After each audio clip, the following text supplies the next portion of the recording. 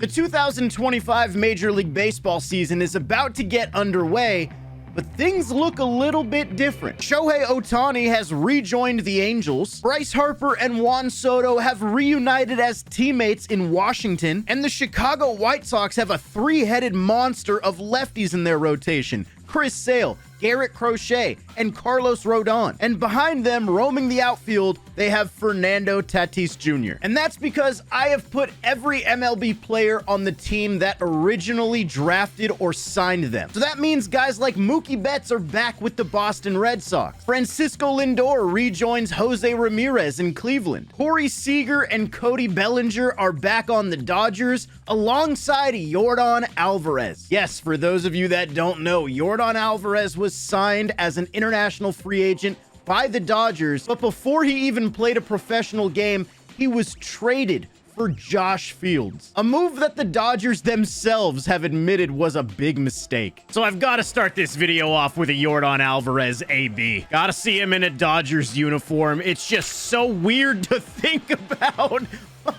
Just imagine if he was doing that for the Dodgers in the playoffs instead of the Astros. Also on the Dodgers, we can't forget O'Neal Cruz. They also signed him as an international free agent, and they traded him as well. You never really know how a guy is going to be at the big league level, but some of these guys have become stars. It's just crazy to think about how different the league could look. But now I want to head to Chicago because I really want to take this at-bat with Fernando Tatis Jr. as a member of the White Sox against Shohei Ohtani of the Angels. Now, similar to Yordan, Fernando was signed as an international free agent by the White Sox, but before he even played a game, they traded him to the Padres for James Shields. Yordan for Fields, Tatis for Shields. I'm noticing a theme here.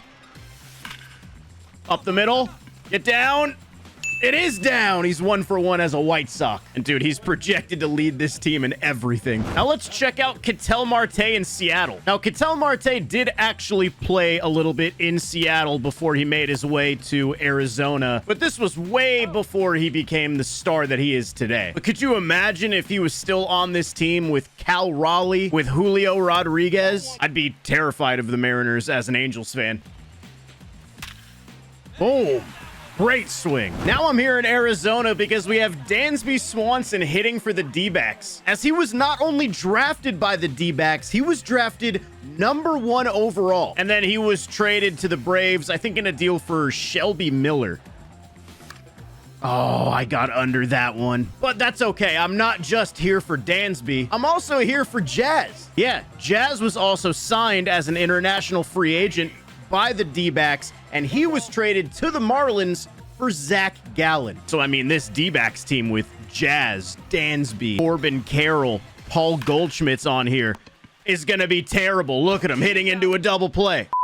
But let's take a quick look at some of these rosters in full right here. So for the Orioles, they get Manny Machado back, Josh Hader, Tanner Scott. For the Red Sox, of course, you see the return of Mookie Betts. There's also guys like Kirby Yates. Xander Bogaerts is back on the team. The Yankees are kind of interesting because you have Aaron Judge and then a huge drop-off to their next best player, which is Anthony Volpe. The Tampa Bay Rays have so much pitching right now. Blake Snell, Joe Ryan, Merrill Kelly. Their rotation is going to be loaded. Honestly, the Blue Jays don't look too much different. You've got Lourdes Gurriel Jr. back alongside guys like Joe Musgrove and Lane Thomas. Of course, we already talked about the White Sox with Tatis and then the 3 lefties in their rotation, but there's also Chris Bassett. They have Marcus Semien, Jake Berger. We have Jose Ramirez and Francisco Lindor reunited on the Guardians alongside guys like Anthony Santander as well. Tigers get Eugenio Suarez and Willie Adames. The Royals are kind of similar to the Yankees. You've got Bobby Witt Jr. and then a pretty big drop-off after that. The Twins got some good stuff in this one. Cade Smith, Brent Rooker, Luis Hill. They got Bruzdar, Jorge Polanco. The Astros just kind of look like the Astros that we've known for most of the 2020s. Here's my Halos, Ohtani and Trout. Surely they won't miss the playoffs with those two guys on the roster. Matt Chapman, Matt Olson, Sonny Gray, Sean Murphy are all back here on the Athletics. Like we already talked about, Ketel Marte rejoins the Mariners, go along with Gilbert, Cal Raleigh. They also have Tyler O'Neill. Edwin Diaz is back. Texas gets Cole Reagans, which is an awesome guy to add to the top of their rotation. They also get Yu Darvish as well. Freddie Freeman has rejoined joined the Atlanta Braves alongside William Contreras. The Marlins have Michael King and Josh Naylor, which is cool,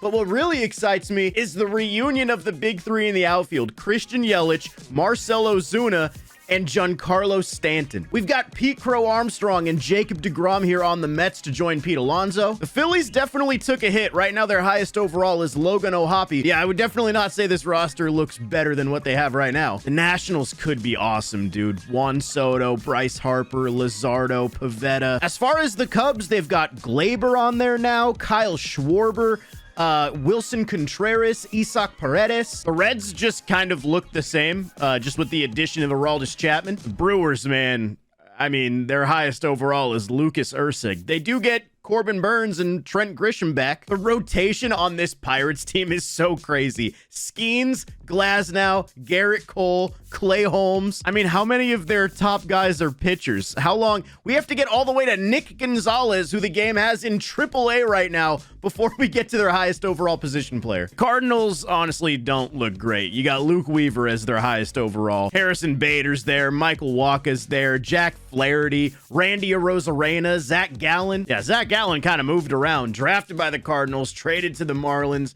and then traded to the D-backs. Of course, we already talked about the D-backs. They do have Yohan Duran. They've got Varsho. This team could be pretty sick. The Rockies are still the Rockies. It's kind of fun to see Nolan Arenado and Trevor Story back together. And it's crazy, dude. The Los Angeles Dodgers lost Shohei Ohtani, Freddie Freeman, Mookie Betts, and they still have such a sick team. Will Smith, Yordan Alvarez, Eovaldi in the rotation, Corey Seager, Cody Bellinger, O'Neal Cruz. This is just kind of proof as to how well the Dodgers have run their organization over the past decade. There's some fun stuff going on in San Diego as well, though. Max Fried. I actually didn't know he was drafted by San Diego until I started making these rosters. But yeah, he was drafted by San Diego, and he was involved in the Justin Upton trade back in like 2017. But they've also got Andres Munoz and Trey Turner and Clase. And you can't forget about some of the prospects they also had, like CJ Abrams, Mackenzie Gore, James Wood. And then lastly, we have the Giants, and their big addition is Zach Wheeler. So they have a really nice 1-2 punch in their rotation. But now that everybody is on the team they were drafted or signed by, it's time to get to the end of the season, and it's time to see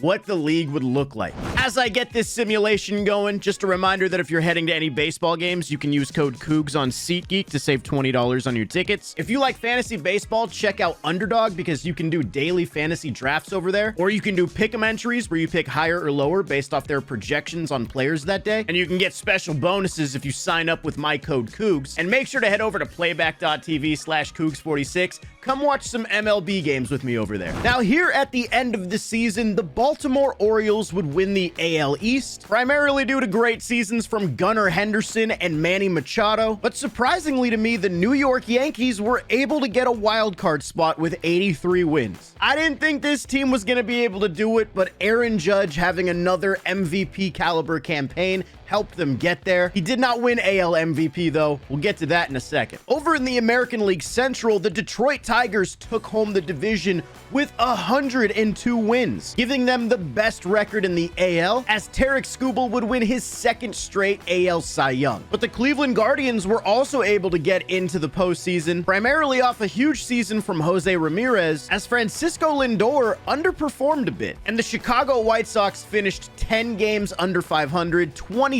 out of the division. Fernando Tatis Jr. did not have as strong of a season as I expected. Now, in the AL West, the division would go to the Seattle Mariners. That offense led by Ketel Marte and Julio Rodriguez was elite. The starting rotation led by Logan Gilbert and George Kirby was awesome. And Edwin Diaz finished with 44 saves. But surprisingly to me, the Angels ended up getting a playoff spot. A huge reason for that is Shohei Ohtani winning another MVP award and also putting up great numbers on the mound. My Halos are in the playoffs, baby. Let's go. Now, moving over to the National League East, this was the most surprising division in baseball, as the Marlins won the division. They had huge offensive seasons from Josh Naylor, Christian Yelich, and Marcell Ozuna, and Michael King is a bona fide ace for this team. But also a big surprise is the Phillies making the playoffs as a wild card team. I didn't think the Phillies were gonna be that good, but similar to the Yankees and the Angels, they proved me wrong. Over in the National League Central, the Pirates won the division, and that pitching staff pretty much led the way for them, and the Cincinnati Reds picked up a wild card spot as well. And then finally, over in the National League West, the Los Angeles Dodgers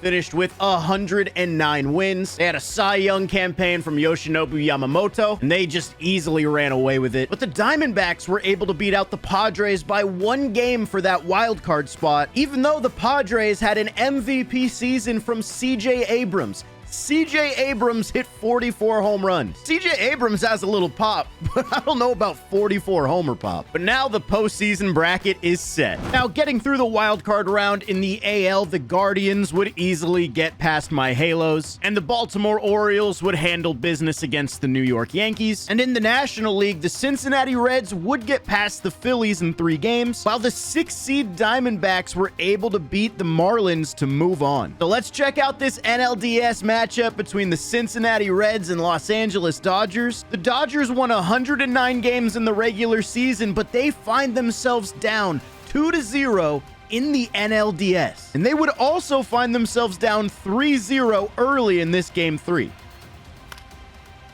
Oh, Corey Seager is going to cash in their first run of the game. The Dodgers still have some fight.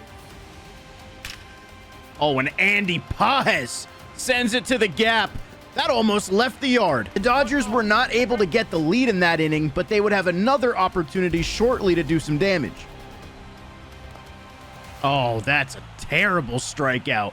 Great pitch from Lodolo, though. And eventually, the Reds would strike again.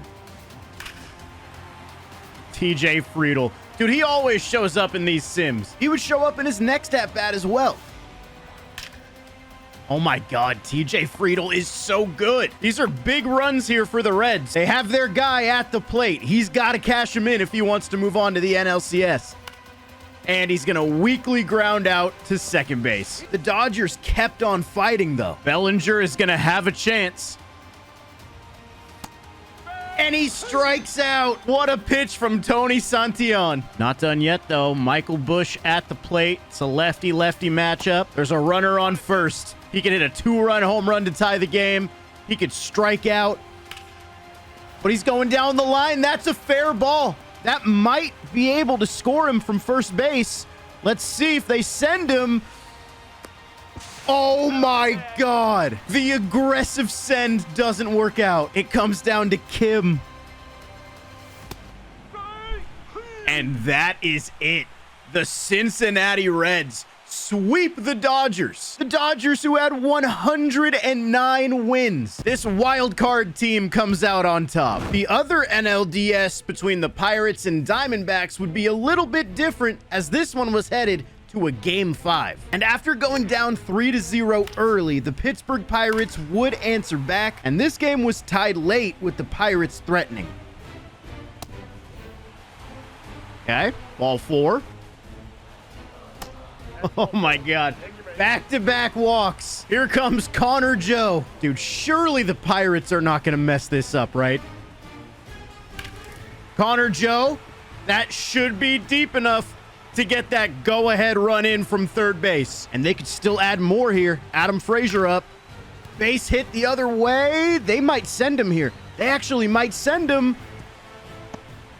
Tagged him. The throw was not even on line either. It was in front of the bag. Oh my God, that's a tough break for Pittsburgh. But now they got to get 3 outs to move on. Dalton Varsho. He ties the game in the 9th. Yo, this is a crazy game 5. And this game headed into extra innings. And there's Jazz up the middle. With Corbin's speed, he'll score from second, and the D-backs are now ahead in extra innings. The Pirates aren't ready to give up. They got a leadoff walk, and now Marte is going to bunt him over to second base. They got a guy in scoring position. Josh Bell at the plate. He already has a home run. Oh my God. Oh my God. That barely didn't get out. Oh my God. He missed a walk-off home run to send him to the NLCS by like an inch. We are tied again. And this tie game would last until the 12th inning. Oh, that's a terrible strikeout from Jazz. A double play could get him out of this now. But they're not going to get the double play as Pavin Smith drives in the go-ahead run. And now with 2 outs in the bottom of the 12th, it comes down to Starling Marte.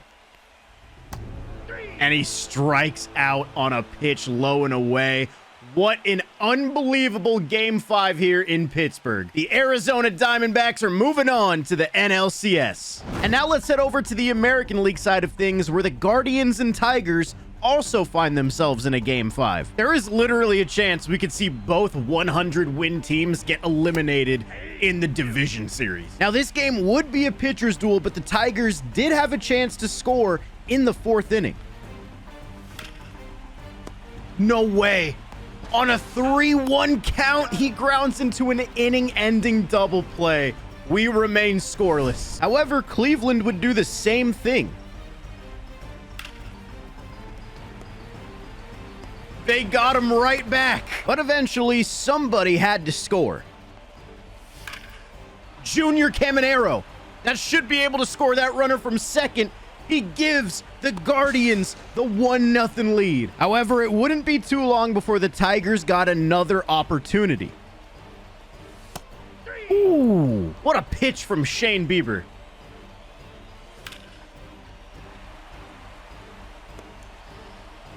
Oh, dude. Castellanos has to come through. And he's at least going to keep the inning going. I doubt that scores the run. Oh, that's a terrible send, in my opinion.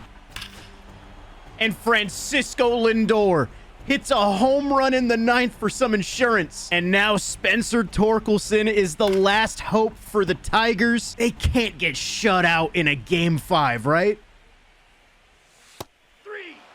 Apparently they can. The Cleveland Guardians win Game 5. They get to move on to the ALCS. And now both 1 seeds in this postseason have been eliminated. Chaos. And that just leaves the final division series between the Orioles and Mariners. And you guessed it, this would also go Game 5. However, we wouldn't have to wait too long to see some scoring in this one. Oh, Tyler O'Neill. That's going to give the Mariners an early 2-0 lead. Cal Raleigh, solo home run right when I get back to the sim screen. Okay, Cedric Mullins answers. Austin Hayes answers. Yo, can some of this stuff happen while I'm watching? I guess not. 3 home runs in the 5th inning. We got a tie game. And the home runs would keep on flying. Cal Raleigh has had a great game in this one so far. He might have just hit another home run. Cal Raleigh is literally a different breed. That puts the Mariners back in front. But Baltimore was still going to fight. Now there's 2 outs. If you're the Orioles, you cannot miss this opportunity. They've got the right guy at the plate, and he's going to keep the inning going. And now it comes down to Manny Machado. And he gets a base hit. Was the runner not going? He should be scoring on this. Bro, what is up with every game I watch? Somebody gets thrown out at home. And now the Mariners are just 1 strike away from moving on to the ALCS. And there it is. The Mariners move on. And I wonder if I'm going to continue to see crazy plays at the plate in the championship series. So let's start in the National League, where the Arizona Diamondbacks find themselves up 3-2 in the NLCS. And the Reds would have an opportunity to score early. Yeah, that's going to put the Reds on top. They're going to get 1. Oh, what a play. Bad throw. The Reds are up 2. Oh, that's got to be brutal for Jazz out there. But the D-backs would have some life in the 5th. Good at bat from Jazz. Its base is loaded. And here comes Chapman. Damn, they're using him in the 5th, man. That's early. Okay, 2 down. Adrian Del Castillo has got to get it done for Arizona. That's gonna fall. That's scoring at least one. Will it score two? Let's find out. Is somebody gonna get thrown out at the plate? Not right now. It is tied here in game 6. And Arizona would continue that momentum into the next inning. That's a perfect swing. It's an out. We have another bad throw. Oh no, Ellie. That gives the D-backs the lead here in game 6, and they still can add more. However, Arizona would miss that opportunity to add to the lead, and in the 8th inning, the Reds had one more good shot to score. Oh my God, they can't not score here. They have to get one of these in. Oh my God, Nick Senzel, 3-run home run in the bottom of the 8th. Holy sh! This is not over though. They have 2 guys on in the top of the 9th. That's down the line. That's going to score Corbin Carroll. The D-backs. Yep, that seems about right for this video. Very cool. What the hell is up with the base running? And in game 7, the Reds would waste no time getting on the board. Yo, the Reds are feeling it right now. After the Nick Senzel home run, they're picking up right where he left off. They have an early lead here in game 7. Stevenson again? TJ Friedel. It's 5-1. Oh man, this one might be over. 2 guys on the Reds have 2 homer games. And now Arizona is down to their final out. And that will do it. Aroldis Chapman gets Goldschmidt, and the Cincinnati Reds are on their way to the World Series. Damn, man, that's kind of a choke job by the D-backs. They were right there ahead in the 8th inning of game 6. They let it get away, and the Reds just took all that momentum into game 7. And now heading to the ALCS, this one was also going to a game 7. This one's been back and forth. Take your base. Oh, Junior Caminero 2-run home run here in the 4th. Daniel Schneemann with a solo home run. It's 3-1 Cleveland, or 3-0 Cleveland. I'm sorry. Lindor now with a home run. This feels just like game 7 in the NLCS. And now Jose Ramirez can blow this game wide open here in the 7th. What? Oh, the Mariners are falling apart. How do you make that mistake in that spot, Cattell? Oh, he knocked it down. They're going to get a run. The Guardians could keep going as well. They're going to do just that. That might score 2. On the tag, he's out. We got our quota. We saw somebody get thrown out on the base path. Still, though, the Mariners got to get back in this game. There's a Cal Raleigh home run. J-Rod single. They are right back in it. A big home run from Chris Taylor. Oh my God, they got a double. We got David Banuelos at the plate. I don't even know who this guy is. And he's getting a base hit. Is that going to score? Are we going to see a guy thrown out at home? Not this time. The Mariners are only down 1. This is extremely impressive. That's the Rengifo I know. Ah. I'm not going to lie. I was really rooting for them to pull that off right there. Bottom 9 now. It's still the same score. Mariners down by 1. Oh, bad strikeout from Tyler O'Neill.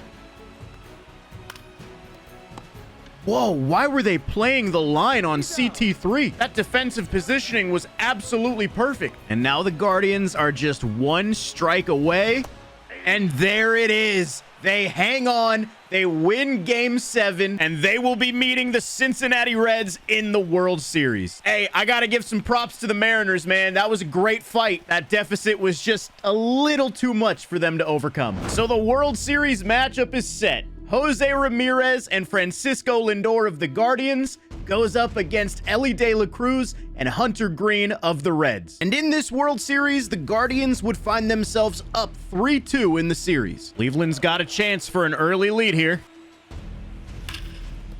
Schneemann! It's past him at third base. What's going to happen here?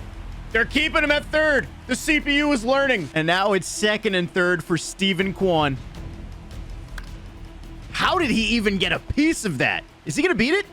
No, but the Guardians are in front. Unfortunately for Cleveland, though, that would be the only run they get, and this Reds team is not afraid to play from behind. But now with 2 outs here in the 4th, Matt McLain has a chance to even it up. And he's gonna do it right over the first baseman's head. We got a tie game. Oh, Yandy Diaz, a solo shot to put the Guardians back on top. And now Yandy has another chance. 2 guys on with 1 out. Ball 4. It's bases juiced. Is that going to be a double play? Oh my God, the Reds are still alive. And this is their chance here in the 8th inning. 2 on, nobody out. Was down looking? What are you doing, India? Did he go? Oh my God, they rang him up. Ellie strikes out. And he draws a walk. Matt McLain is the only guy that's driven in a run for the Reds in this game. Can he do it again? He takes a walk. We're tied. And now it's a full count on Jesse Winker. Hunter Gaddis, you have to throw a strike. The Reds.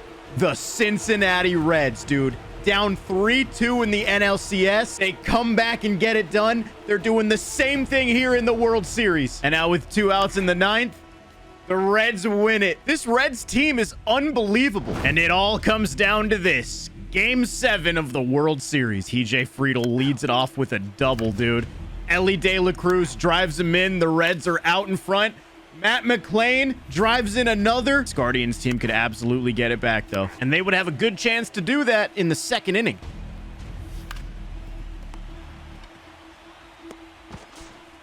Oh, no.